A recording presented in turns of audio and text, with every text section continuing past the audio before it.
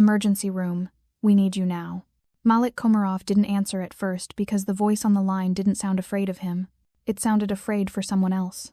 He stood in a private club off the Chicago River, thick with cigar smoke and warm metal, surrounded by men who could bury a neighborhood on his nod. A weapons ledger lay open on the mahogany table. A rival crew waited for his signature like it was a trigger. His phone lit again. 3 missed calls. Fiancée. He'd muted her. Flipped the phone face down. Seen the notifications. Chosen not to open them. Now the nurse spoke fast, like time was bleeding out. Sir, we have an unconscious female brought in after a collision. Her phone is smashed, but we pulled one emergency contact saved with a heart. We need you to confirm identity. Malik's jaw locked. Name. A pause too long. Elisabeth Fedorova. Something inside him cracked so quietly it felt like silence. Is she alive? He asked, and hated how small his voice sounded. She's crashing, the nurse said. And sir, this wasn't just an accident. What do you mean? We found bruising on her wrists, defensive marks, like she fought someone inside the car. Malik's thumb hovered over Elizabeth's last message, still unopened. The preview showed only 5 words. He's sitting at your... He opened it. He's sitting at your table. Don't trust Ivan. Malik lifted his gaze slowly around his inner circle, because if Elizabeth woke up, she could tell him why. And if she didn't, he'd have to choose who dies first. If you're already hooked by Malik's choice between power and the woman who tried to save him, subscribe now, because this story gets darker before it gets better. And if you've ever ignored a call you shouldn't have, let me know in the comments. Let's see how many of us understand that kind of regret. The nurse kept talking consent forms, procedures, minutes Malik didn't have, but Malik heard only one thing: crashing.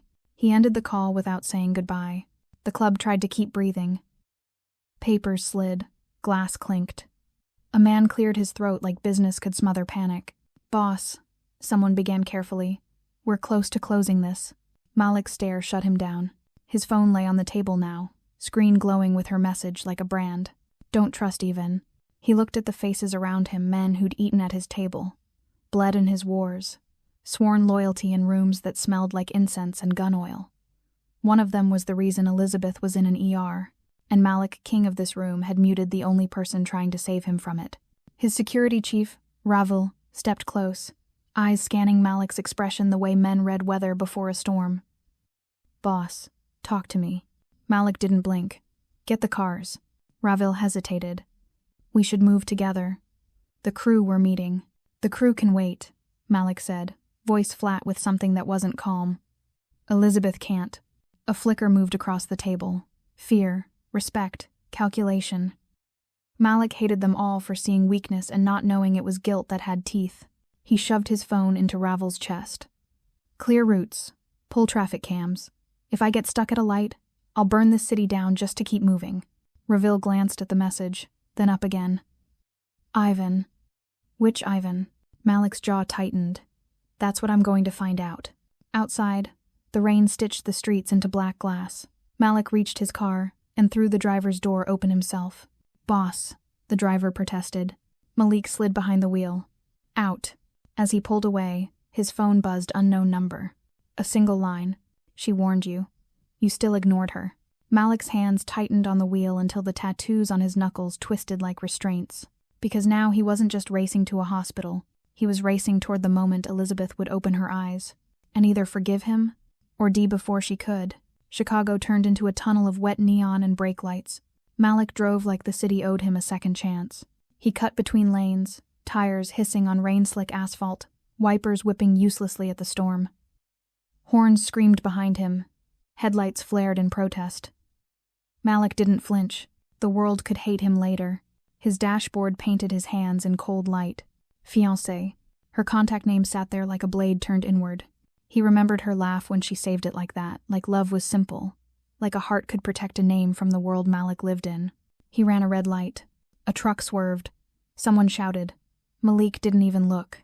All he saw was Elizabeth's face in his mind, smiling at a man who'd trained himself to treat tenderness as weakness. The earpiece crackled. Ravel, breath tight. Boss, we pulled street cams. 2 vehicles boxed her in. One clipped the rear, the other forced her into the barrier. Malik's jaw clenched. Plates? Covered. Of course. And, Ravel added, voice dropping. A witness saw a man step out of a dark sedan and lean into her window before the impact. Malik's stomach turned. Not just sabotage. An intrusion. A hand inside her space while she called him. His phone buzzed again. Unknown number. Come alone if you want her to breathe. His foot hovered above the brake. Then he swallowed and kept driving.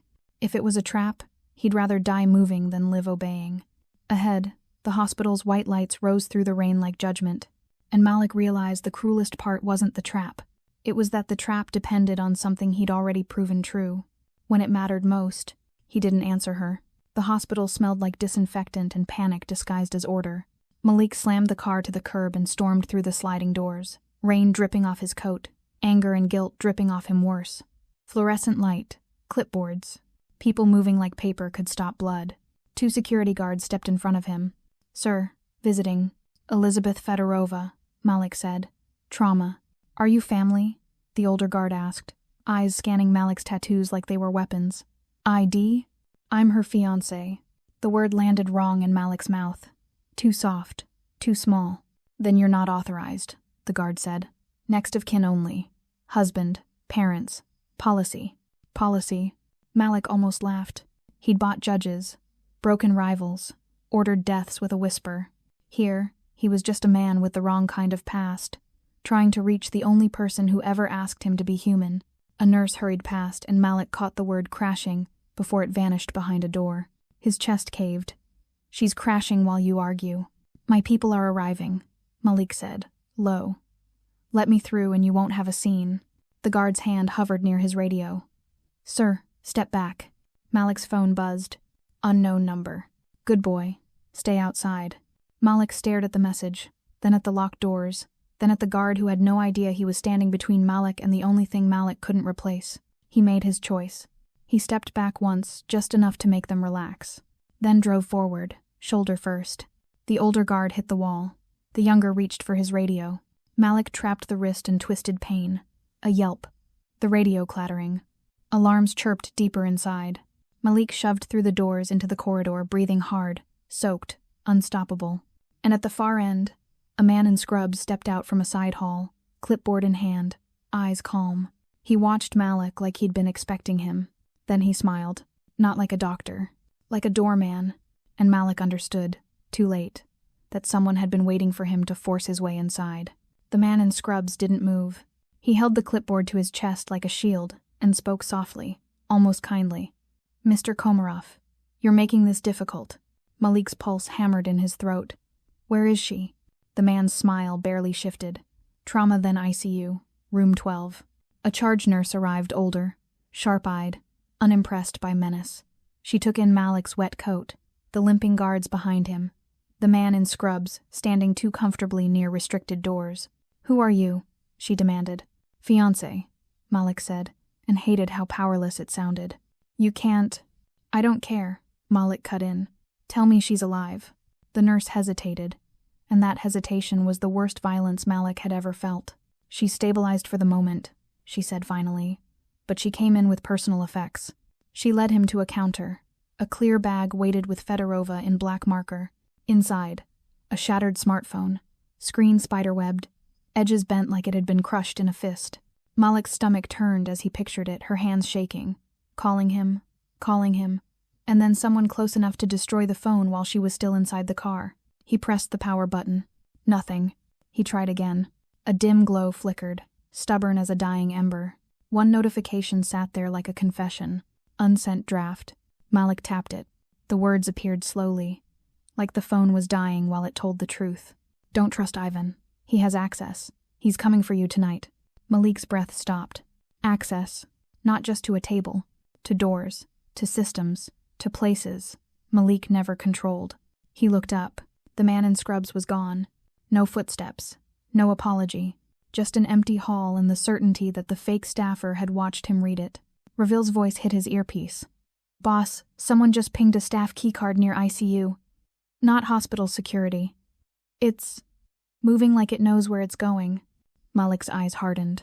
"Room 12, he said, and started running. Malik moved before fear could harden into hesitation. He stormed toward the elevators, the dying phone's warning burning in his head. If he'd answered the first call, if he'd listened, this wouldn't be happening in a building full of innocent people. Ravil's voice crackled. "Boss, 2 vans just turned onto the service road behind the hospital. No plates. Blacked out windows. They're here," Malik said. "They're disciplined," Ravil answered. "Not street trash." Malik's jaw tightened. "Lock down the loading dock. Put men on every corridor that leads to ICU. I want eyes on every stairwell." "Boss, it's a public building." "Not tonight." A sharp crack echoed from deeper inside. Not a tray. Not a door. A suppressed gunshot. For a beat, the hospital didn't understand what it heard. Then screaming tore through the waiting area. A second shot snapped the air. A doctor stumbled from a side hallway, eyes wide, one hand clamped to his throat as blood bubbled between his fingers. Overhead, a voice stuttered through the speakers. "Security alert. Lockdown in effect." Malik's world narrowed to one thought. Elizabeth. He shoved into a service corridor that smelled of bleach and warm plastic. Ravil's men appeared ahead, 3 of them, weapons drawn, faces tight. "Cleanup crew," one hissed. "They're pushing toward ICU routes." Malik sprinted, then skidded to a stop. A gurney blocked the corridor, a body under a sheet. One hand dangled from the side, and on that finger an engagement ring. Malik's knees almost failed. He reached, shaking, and ripped the sheet back. Not Elizabeth. A hospital orderly. Eyes open, mouth frozen mid-breath. Malik stared at the ring. Something was wrong. No engraving. Cheap weight. A copy. A message forced onto a dead hand like a joke. "They want you to freeze," Ravil's man whispered. Malik tore the fake ring free and pocketed it like evidence. "She's alive," he said. Not to them, to himself. "She has to be." His phone buzzed, unknown number. "Upstairs." Room 12. Malik's blood turned to ice. Because someone wasn't just hunting Elizabeth. Someone was guiding Malik step by step toward the moment he'd dreaded since the ER call. Arriving too late, and knowing it was his fault, the ICU wing became a fortress in under 2 minutes. Not because the hospital was prepared. Because Malik's men were. They flipped gurneys sideways, turned supply carts into barricades, chained fire doors, posted bodies at every corner, a suit at every choke point, a weapon under every jacket. The corridor looked clean, but it felt like a trench painted white. Ravil met Malik at the stairwell door, blood on his cuff that wasn't his. They hit the waiting area to draw attention. 2 masked men tried the service hall toward ICU. We stopped them. And the one who got away? Ravil's jaw tightened. Still inside. Malik's hand closed around the fake ring in his pocket. "Then he's going to room 12. A nurse rushed past, crying quietly. Malik caught her elbow gentle, almost desperate. "Room 12. She pointed with shaking fingers. "East corridor. Last door." Ravil's tablet lit with a map keycard logs scrolling. A single ID kept flashing. "Master access." "Boss," Ravil said. "That keycard just moved. Down the garage stairwell." Malik's eyes narrowed. A trap with 2 jaws. Upstairs at her bed. Downstairs at his pride. He looked at his guards. "Everyone, show hands. Now." A beat of hesitation, tiny, fatal. One guard kept his hand inside his jacket a fraction too long. Malik's stomach dropped. From far down the ICU hall came a soft beep. A lock cycling. Malik turned, then froze as Ravil grabbed his shoulder hard. "Boss," Ravil said, voice raw. "The keycard went underground. That's our leak. If you want answers." Malik stared at room 12's door like it was a coffin lid. Then he made the only choice guilt would allow. "Hold this floor," he said. "If anyone touches her, kill them." And he ran for the stairwell. Because if Ivan was below, it meant the knife wasn't just near Elizabeth's throat. It was already inside Malik's house. The parking garage swallowed sound like a grave. Malik descended the stairwell with the fake ring heavy in his pocket and guilt heavier in his chest. Each step echoing the same sentence. "She called you. You muted her." Ivan waited near a black sedan. Suit immaculate. A hospital master keycard clipped to his belt like a trophy. Calm, too calm for a man whose betrayal had turned a hospital into a war zone. "Boss," Ivan said softly, "you shouldn't be down here." Malik raised his gun, but didn't aim for Ivan's head. Not yet. He needed answers more than satisfaction. "She warned me," Malik said. Ivan's mouth curved. "Did she? Brave, stupid, romantic. Who was in the car with her?" Ivan sighed. Theatrical. Still thinking like a protector. "You're not a protector, Malik. You're a magnet. People get hurt because they stand too close. The words landed where guilt lived. You used my silence, Malik whispered. You counted on me muting her. Ivan smiled wider. Of course. You trained everyone to fear you. She was the only one who expected you to be human. Malik slammed Ivan into a pillar, forearm crushing his throat. Who else? Malik hissed. The man in scrubs.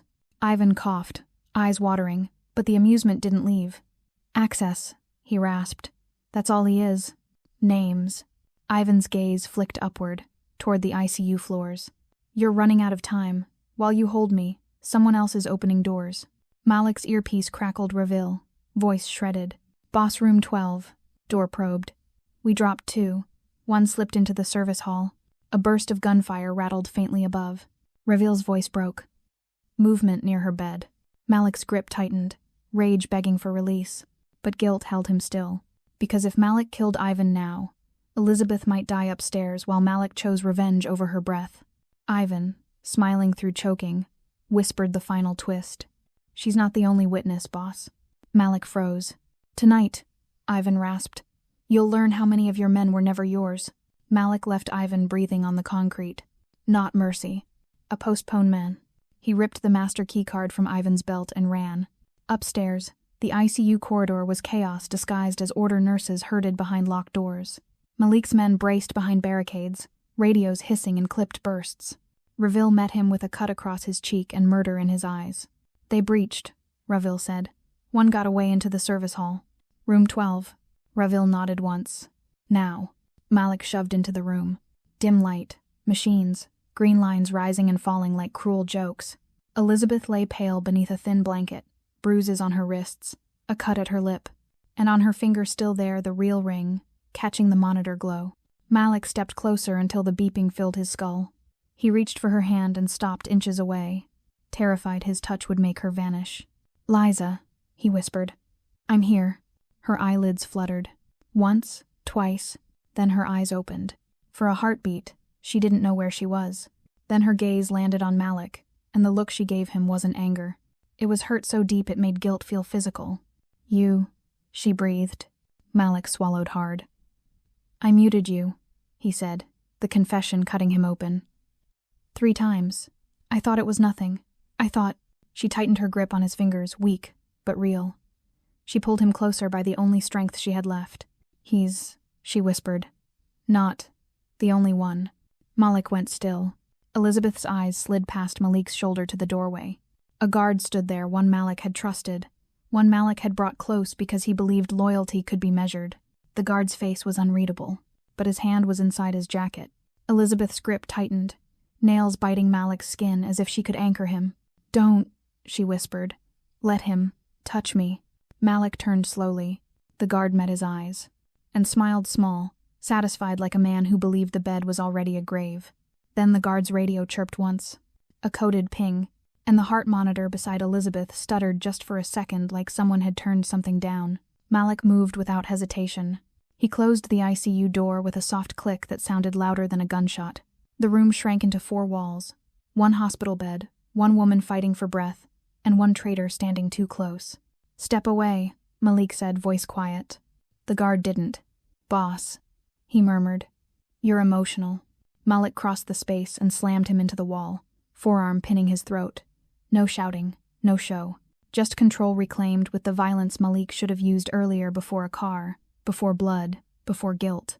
You were supposed to guard her, Malik whispered. The guard's eyes flicked to Elizabeth. Calculation. Hunger. I was, he choked. For Ivan. Malik's jaw tightened.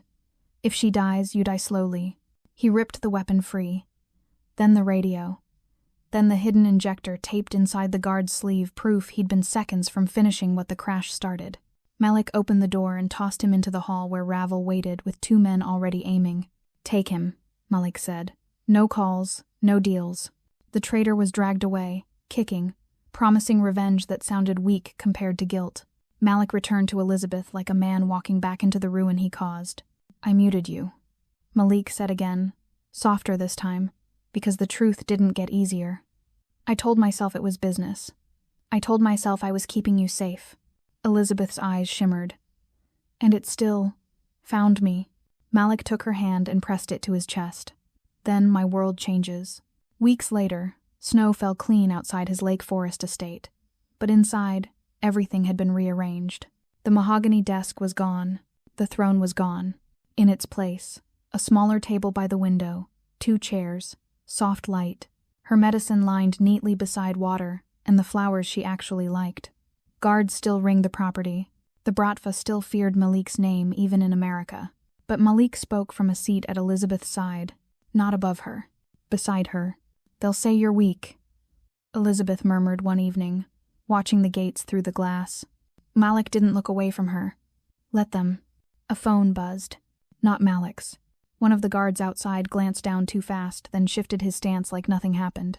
Malik's own phone lit a second later with a photo. Elizabeth's wrecked car. Then another image underneath. A discharge document with her name. Stamped in red, released. At the bottom, in handwriting Malik recognized from Ivan's ledgers, 5 words weighted like a promise. "She's home. Now finish it." Malik's blood turned cold, because it wasn't meant for him to see. It was proof someone else still had eyes on their house. And one of Malik's guards just smiled at the dark window like he'd been listening the whole time. Malik's finger hovered over the trigger. But killing one traitor wouldn't stop the network that put Elizabeth in that hospital bed. He needed names. He needed proof. And most of all, he needed Elizabeth to understand that the greatest threat to her life wasn't Ivan's betrayal. It was the man Malik used to be, the one who muted her calls because he thought power meant silence. But if you think this is where their story ends, you haven't seen what Malik does when a queen refuses to stay silent. Click the next video to see how Elizabeth transforms from victim to the most dangerous woman in the Bratva, and why every enemy who underestimated her wished they'd finished the job when they had the chance.